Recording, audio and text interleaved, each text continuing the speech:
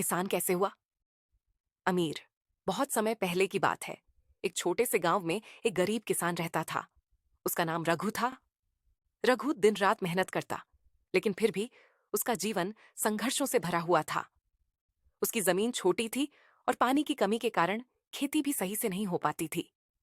वह हमेशा यही सोचता कि कोई चमत्कार हो जाए और वह अमीर बन जाए। एक दिन रघु खेतों में काम कर रहा था।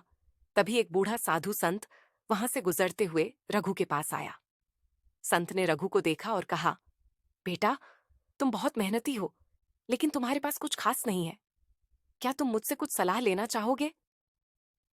रघु ने श्रद्धा से सिर झुकाया और कहा, हाँ महात्मा जी, मेरी मेहनत में कहीं ना कहीं कमी जरूर है। आप मुझे कुछ रास्ता दिखाइए जिससे मैं अपने जीवन में खुशहाल और समृद्ध बन सकूं। संत मुस्कुराए और बोले, तुम्हारे पास जो है वही सबसे बड़ा खजाना है। तुम्हारी जमीन, तुम्हारा प्रयास, तुम्हारी मेहनत, यही तुम्हें अमीर बना सकती है। बस तुम्हें अपनी सोच बदलनी होगी। रघु ने संत की बातों को ध्यान से सुना और संत से आशीर्वाद लेकर घर लौट आया। अगले दिन उसने अपनी जमीन को फिर से अच्छी तरह से जोतकर उसमें बीज बोने का काम शुरू किया।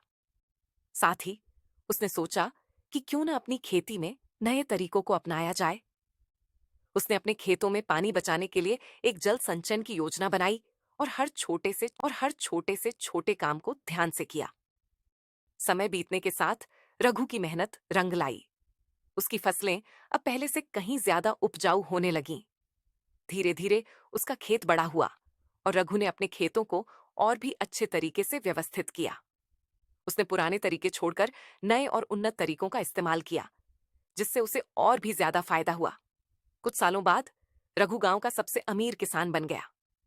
उसकी मेहनत और नई सोच ने उसे न केवल आर्थिक रूप से संपन्न किया, बल्कि वह सबके लिए एक आदर्श भी बन गया। वह समझ गया था कि असली दौलत सिर्फ पैसे में नहीं, बल्कि मेहनत, ईमानदारी और सही दिशा में किए गए प्रयासों में होती है।